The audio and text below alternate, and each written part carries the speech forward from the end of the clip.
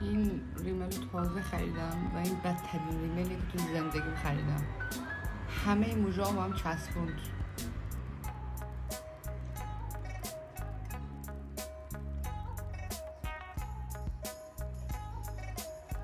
اینم تازه خریدم.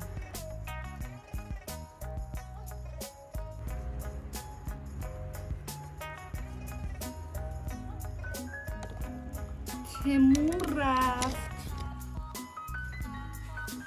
هوا دوباره سرد شده و من لباس زمستونیامو هفته پیش جمعشون کردم.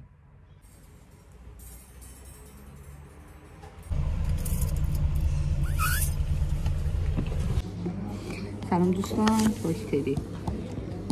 سلام، خوش اومد. از 1 تا 13 عکس بگیر با همین صفحه اینجا.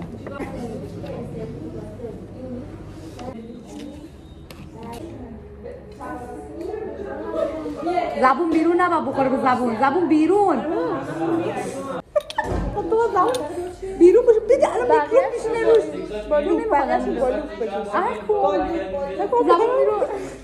زبون بیرون. ببین این دیگه داره حیف میشه سوال. زبون بیرون. زبون بیرون میگم تو به زبونم نزنی رو. بابا میخوام برم اطراف لوزر. اون نزنم. نه کن. چه فرق میکنه این؟ یعنی نشانه اوت کردنه، یعنی حلقیه دیگه. به حلقه که مردم دست ندارن. دی سوغا منو میشونه. از گلای دانشگاه رو کشف کردم، چیدم، میخوام بشورم بخورم. تو دانشگاه فکر کنم باید بشورم. از درخت باغ خودمون باشه میخورم همینجوری. همونجا همیشگی. بچه ها زیبایی بهار. زیبایی بهار بچه ها. وای اینو نگم. زد هنری برم.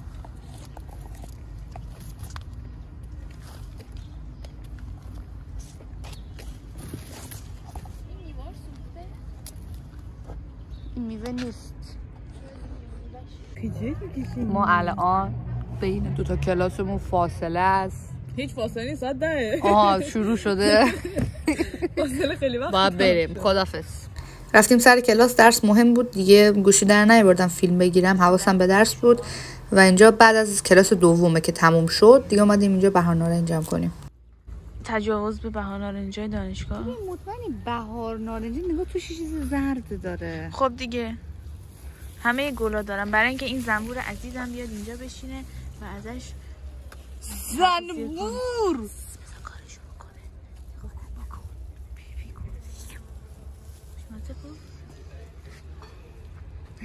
بکن دیگه. مورچه هم مگه از این کارا میکنه؟ نه مورچه فقط میاد میخوره. اوکی. یواش بکن، نریز نکن، همه رو ریختی.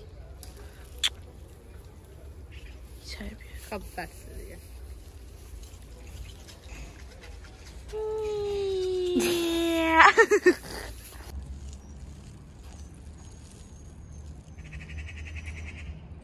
مستعد.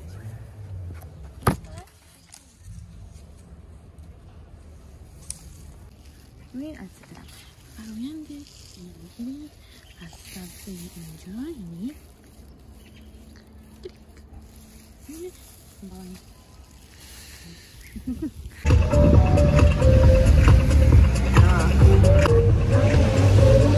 کلاسام تموم شد امروز. چی خواب زور.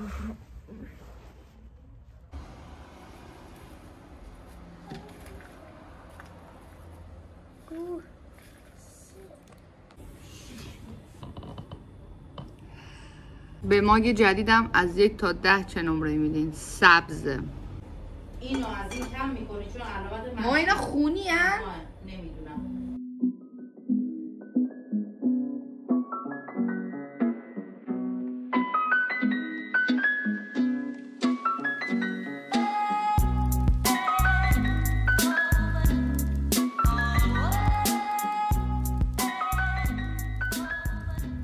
یه مدت خیلی خیلی طولانیه که نیومدم باتون تو ویدیو اینجوری صحبت کنم، بخاطر اینکه ویدیو کوتاه میگرفتم، یعنی در حد شورت ویدیو، اینجوری ولاگ بلند نمیگرفتم.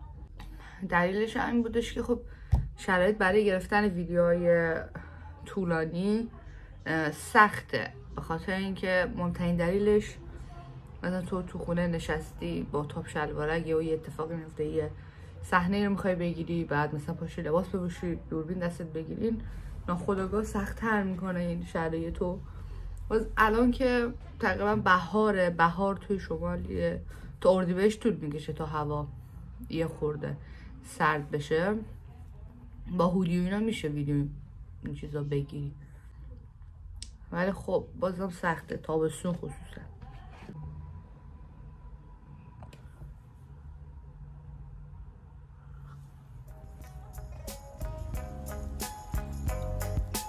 دستگاه بخورم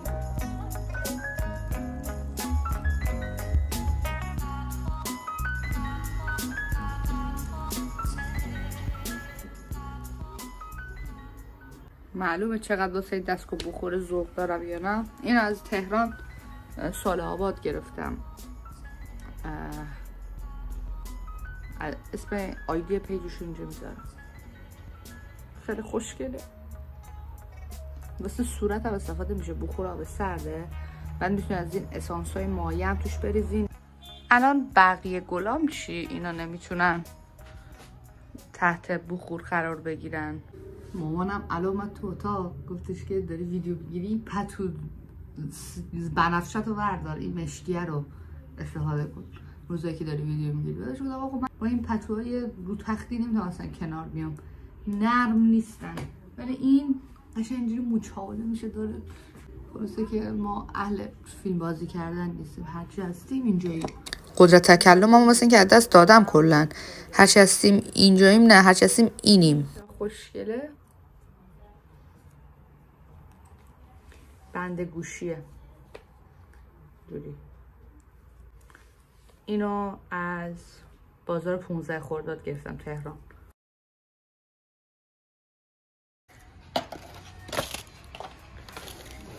خب این چیه مامان؟ توضیح بدم. کباب لقمه. خیلی توضیح مختصری بود، یکم زیاده. ترکیبه گوشت چرخ کرده، خب 2 تا گوشت چرخ کرده، یه دونه سویا. خب نسبتش یک اینجوریه، دونه نسبتشه. یعنی اگه مثلا 2 تا لیوان گوشت چرخ کرده داری، یه دونه سویا باید بزنی. و بستگی به نوع گوشتت داره. آرد و سوغوری انقدر اضافه میکنی که همچین بافتی به دست بیاد. بافت بد، شکل ناجور. ادویه هم که فلفل و زردچوبه و فلفل سیاه و فلفل قرمز.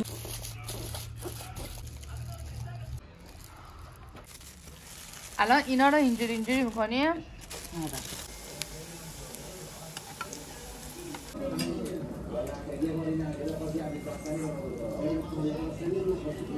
این اخیراً من خیلی تو زندگیم ناراحت و غمگین بودم و همش دنبال یه معجزه‌ای بودم، یه تغییری بودم، یه چیزی که زندگیم به کل تغییر کنه و اینا. ولی یه چیزی که جدیداً بهش دست یافتم، یه چیزی که تازه فهمیدم اینه که تو به هر چیزی که دست پیدا بکنی بازم دل چیز دیگه میخواد و خیلی چیزایی که الان تو زندگیم دارم آرزوی چند سال پیشم بوده. خیلی دارم جدیداً تلاش میکنم از چیزای کوچیک زندگیم لذت ببرم. مثلا امروز بهار روی درخت چیدم، مثلا سالهای پیش عمرن این کار میکردم و اصلا نه بهم لذت میداد نه کیف میکردم، هیچ اصلا خیلی این چیزای پیش پا افتاده و سطحی اصلا راضیم نمیکرد. ولی الان فهمیدم که زندگی همینه واقعا، یعنی چه بخوایم چه نخوایم همینه و مجبوریم که خوشحال باشیم با این چیزای کوچیک. چه خوشحال باشی چه نباشین، ساعت‌ها و روزها و ثانیه‌هایی که میگذره و یا به خود میای میبینی که مردی و تموم شده زندگیت. خیلی سخته که با این وضع کل دنیا خصوصا توی ایران همچین جمله رو گفت، ولی باید سعی کنی لذت ببری دیگه. سعی کنی بگردی دنبال چیزایی که خوشحالت میکنن، حتی شده کوچیک‌ترین چیز و انجامش بدی، یا به خود میبینی وقت تموم شده.